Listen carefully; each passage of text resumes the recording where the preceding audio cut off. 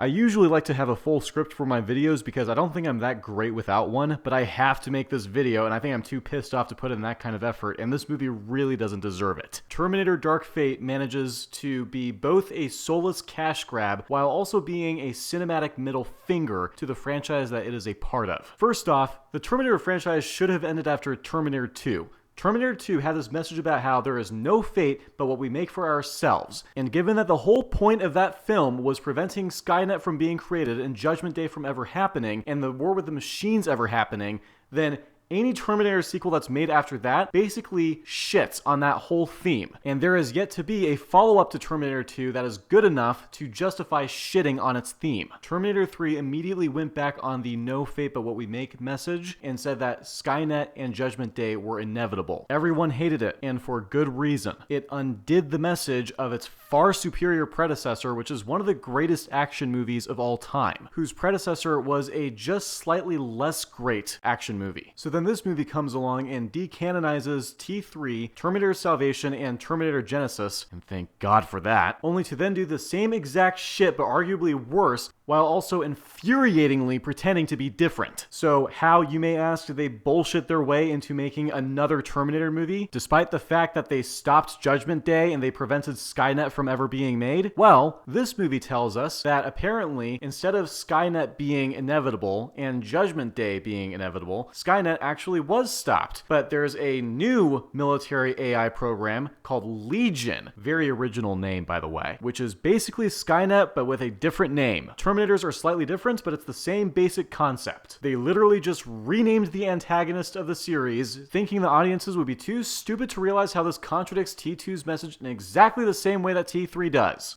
Well, maybe not exactly. There is something that this movie does far worse than T3, but don't worry.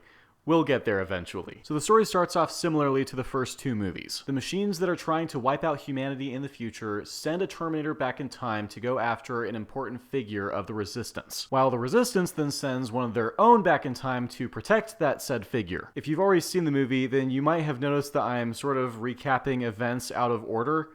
Yeah, there's a reason for that. So this time, instead of sending a human or a reprogrammed Terminator back in time, the Resistance sends a cyborg named Grace. She's a human with an augmented body so that she has the strength and reflexes to fight Terminators, but apparently they set her metabolism so that she gets short bursts of very high energy, so that she's only effective at fighting Terminators for 5 minutes at a time before she then gets dehydrated and needs to refuel with a bunch of drugs that I'm totally sure are in plentiful supply in a post-nuclear apocalyptic world where people are specifically described to be killing each other over cans of peaches. Yeah, quick warning, don't expect this movie to make a whole lot of sense. They stopped making Terminator movies that did 27 years ago. The Terminator that gets sent back is called the Rev 9. It's basically what you get when you give the T-1000 a metal endoskeleton that it can split itself apart from, so that you have two Terminators for the price of one. Pretty neat idea. I'm totally sure that it's going to take maximum advantage of this ability and not just conveniently forget that it has it so that our main characters can get away from it. Just kidding. That would require one of this film's 6 fucking writers being competent. The target in question is a Mexican teenager named Danny. Her significance to the Resistance isn't entirely clear at this point in the film, and it's really my biggest issue with this movie in general, so I kind of want to save it for last, like as the climax of this review. So the Rev 9 attacks Danny at her factory job, but thankfully Grace is there and intercepts him. We're then treated to an action sequence that starts off pretty cartoonish and then gets gradually more cartoonish as it goes on, culminating in Danny's brother dying right before her eyes and Sarah Connor arriving just in time to save the day. Now, like everyone who's ever watched Terminator 1 and 2, I really like Sarah Connor as a character. Her on-screen development from a mild-mannered waitress to a no-nonsense badass who's willing to murder an innocent man in cold blood right in front of his family just to prevent the war with the machines from ever happening is really well executed. She's a great character.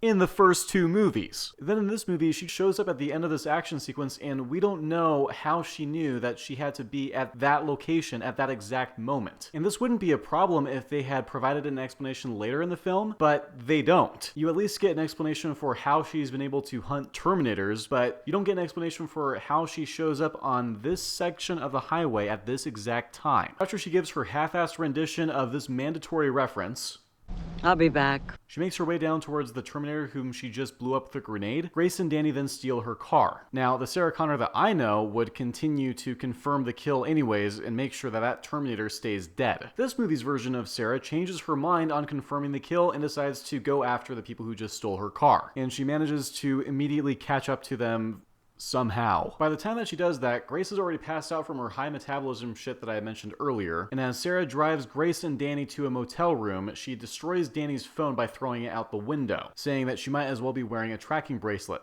Makes sense, right? Well, then in the very next scene, Sarah reveals that she's been keeping her own cell phone in a bag of chips. Now, a natural response that you would expect from Danny would be, okay, why the fuck did you destroy my phone if you could have just put it in the same bag of chips as your phone? However, Danny says nothing of the sort. These characters feel so real. The idea behind putting the phone in the bag of chips is that the foil is supposed to prevent it from being traced, but if you ever take the phone out of that bag of chips, then you can be traced. So why are you even keeping the phone in the bag of chips in the first place? So after Grace wakes up, Sarah explains that she's getting texts from an encrypted number sending her coordinates to Terminators being sent back in time. Grace then grabs Sarah's phone and starts fiddling around with it, and Sarah asks her what she's doing, and Grace just simply says, future shit. Like, they were just so lazy that they couldn't even find someone to write in some hacker technobabble for this scene, so they just simply wrote future shit and left it like that. So in doing this future shit, they find out that the number that's been sending coordinates to Sarah Connor is the same number as the person whom the Resistance has instructed Grace to contact. A fellow named Carl! Carl! Carl! Carl? Carl! Carl! Carl? Carl! Carl! Carl! Carl! Carl! Carl! Where's Carl? This reminded me of Karl Marx. Carl! Carl! Carl! I'm never gonna fucking call you Carl. The catch is, our 3 ladies are currently in Mexico, and Carl resides in Texas. So there is a long stretch of the movie that is dedicated to them having to sneak over the border, because we all know the key to making timeless entertainment is keeping things topical. And there's a part of this stretch of the movie where they have to convince this coyote that Grace is actually from the future. And so the way that Grace manages to do this is, instead of simply showing him the wounds where you can clearly see that she's been enhanced with some future shit, she grabs a knife and cuts a fly in half while it's in the air. I'm not making this shit up. They actually try showing off some ninja shit in place of actual, like, future shit. So once they move on past the topical portion of the movie, they finally meet Carl, who is a Terminator who grew a conscience. A conscience over something that I'm saving for later in this video. Regardless, it doesn't make any sense. Terminator 2 explains that Skynet set its Terminators to read only so that they don't develop like a mind of their own while on their mission. I don't know if it's included in the theatrical cut of Terminator 2 because I've only ever watched the director's cut of that movie, but if it isn't, then I guess that you now have to discard that edit of the movie. You know, the one that James fucking Cameron envisioned from canon. Otherwise, if it's still canon, then how the fuck did Carl the Terminator grow a conscience? Did Skynet send him out without that read-only setting? Why the fuck would they do that? Did he grow a conscience despite having the read-only setting? Then how the fuck did he do that? What is the point of the read-only setting if it doesn't actually stop Terminators from developing a fucking conscience? Now, Carl only shows up about an hour or so into the movie, which means that instead of actually seeing how he developed his conscience, you know, the core part of his character, we just get an exposition dump from him. The point is that he no longer wants to fight for the machines, he wants to fight for the humans, and this time, unlike previous Arnold Terminators, he didn't have to be reprogrammed in order to get to that point. He's more autonomous in this sense. So he decides to help Danny learn how to shoot guns. So they have a bunch of targets set up in Carl's backyard, including 4 watermelons, I think, and Danny starts shooting at them with a pistol, but she keeps missing. which makes sense given she's not very experienced with shooting guns. Grace is actually giving her solid advice for improving her accuracy, such as not locking your elbows, not anticipating the recoil, and as well as where to position your feet and your overall posture. It's simple stuff that I remember being among the first things that I was taught by my instructor. And I was like,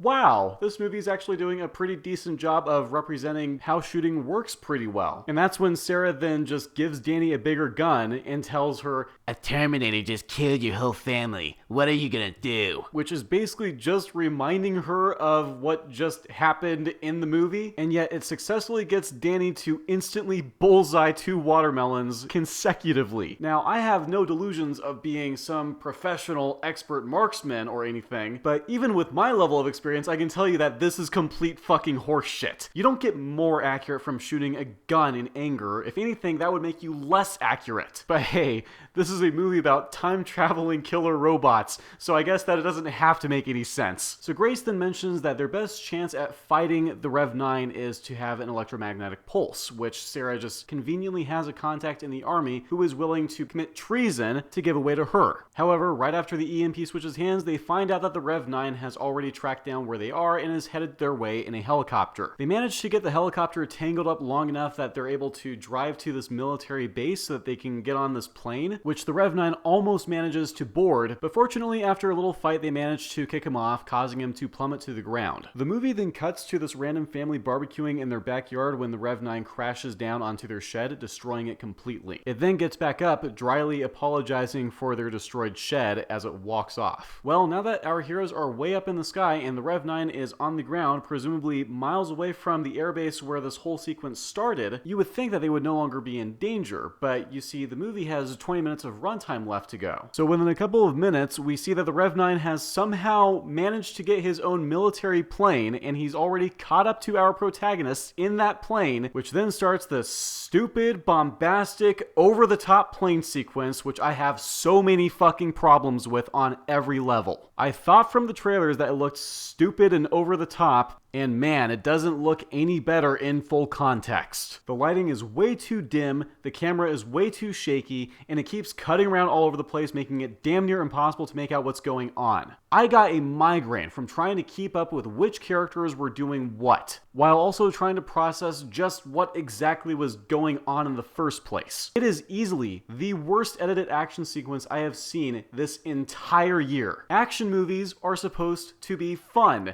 How you have fun in an action movie is being able to make out what's actually happening in the action scenes.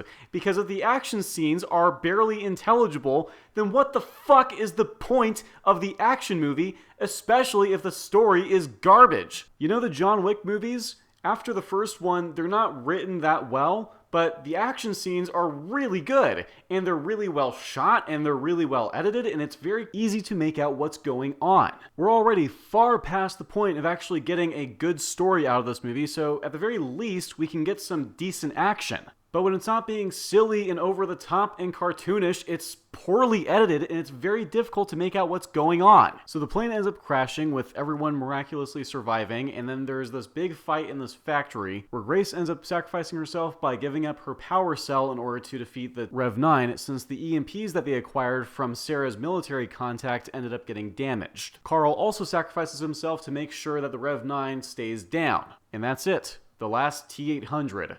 The last artifact from Skynet, meaning this is probably the last Terminator movie that we are ever going to get with Arnold Schwarzenegger. And in spite of how bad this one ended up being, I am sort of relieved for him. He no longer has to be a part of these terrible movies that have been coasting off the extremely high quality of the first two movies for 30 years. The movie ends with Danny getting into a Jeep with Sarah, saying that she's going to prepare for the war against the machines coming in the future, after seeing Grace as a child playing on a playground, vowing to make sure that Grace will not have to grow up to then go back in time and sacrifice herself for Danny. Now, if you haven't seen the movie yet, you're probably wondering, well, where does John Connor factor into all of this? The answer is he doesn't, because he's dead. He gets killed off in the first few minutes in the movie, which takes place just a few months after Terminator 2. Yes, that's right. They got Edward Furlong's likeness from back when he was 12 years old in order to kill off John Connor just months after T2's ending. This movie, in its prologue, kills off John Connor, an established legacy character whom we've already seen develop. The entire first 2 movies were dedicated to his survival. They had to make sure that Sarah Connor survived the events of the first movie so that she could give birth to him.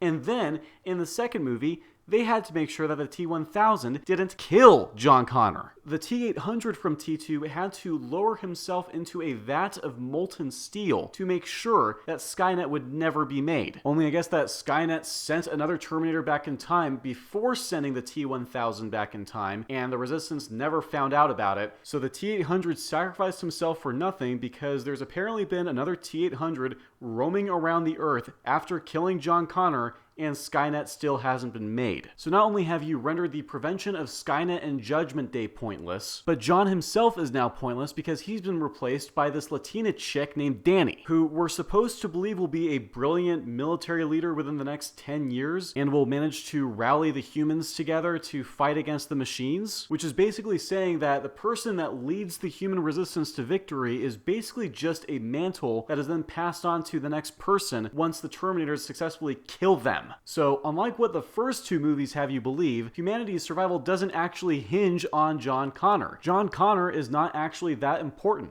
He's replaceable because it's 2019. You can't have your character who is the key to humanity's survival in their war against the machines be a white male. That's just racist and sexist. It doesn't matter that that's how the story was originally written 35 years ago. You can just wait 27 years before then revealing that they died senselessly right after their victory, so you can then replace his role with a woman of color who can go from being a know-nothing 19-year-old to a headstrong, badass sharpshooter within a couple of days. We actually get a glimpse of Danny in the future in this movie, and it's very unconvincing that she would manage to rally everyone together and lead the resistance to victory. In a post-apocalyptic setting, tiny girls like herself would be at the bottom of the food chain, not the top. I hate to break it to you here, but women and men are not physically equal. And in the setting that the future war takes place in, it is far more likely for a human resistance to rally behind a physically imposing man than some 5'1", 123-pound chick. I am not saying it is outside of the realm of possibility for her to be of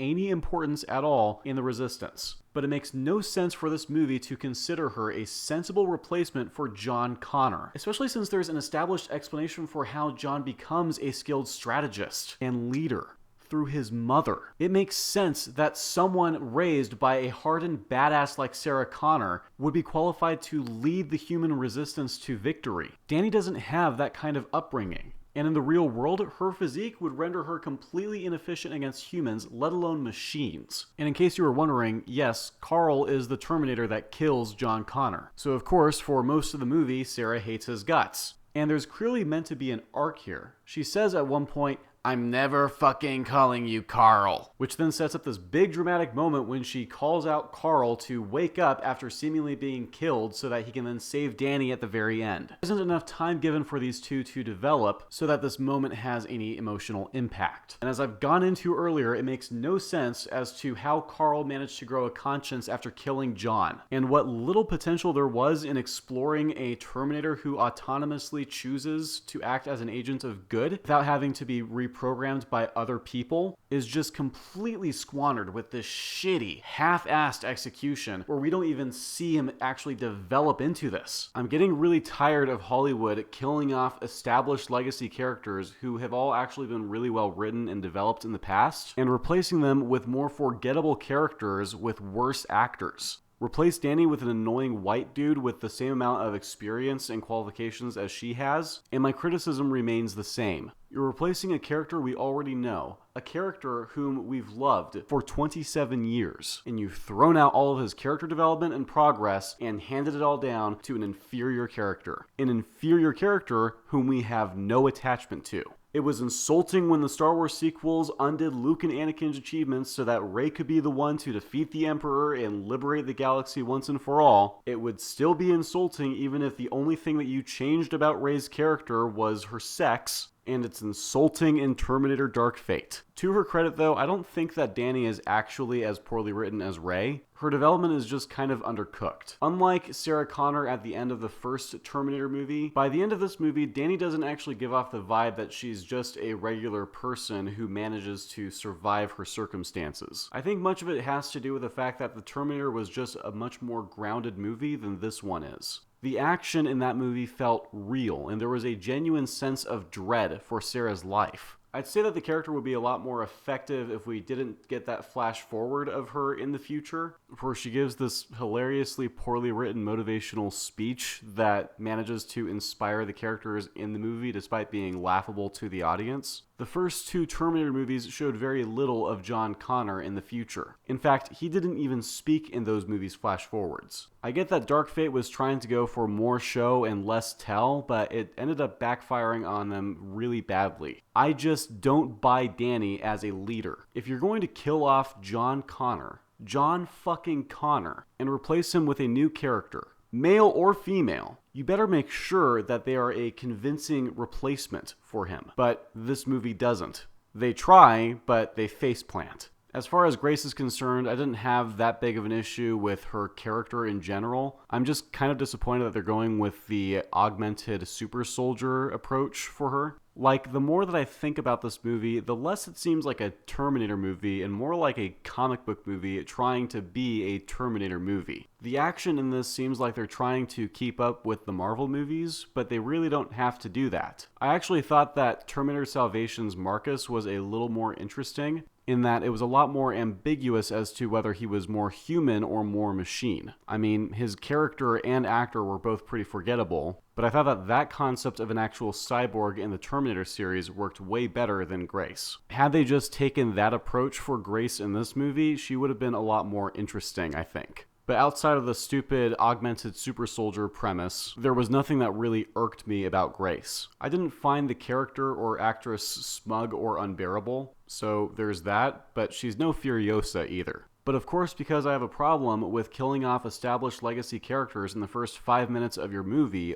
only to replace them with less memorable characters, I guess I'm against more than one woman or minority appearing in a movie at a time. Terminator Dark Fate is an incompetent mess, an absolute waste of time, and yet another skid mark on a franchise that should have been laid to rest 4 movies ago. Please stop making these terrible movies, and please stop seeing these terrible movies.